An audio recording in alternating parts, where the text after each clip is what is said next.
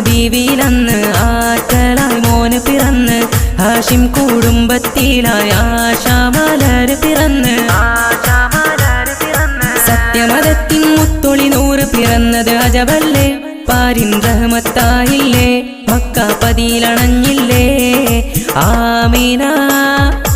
ആമീന ബീവിയിലന്ന് ആറ്റലായി മോന് പിറന്ന് ഹാഷിം കുടുംബത്തിലായി ആശാമലര് പിറന്ന്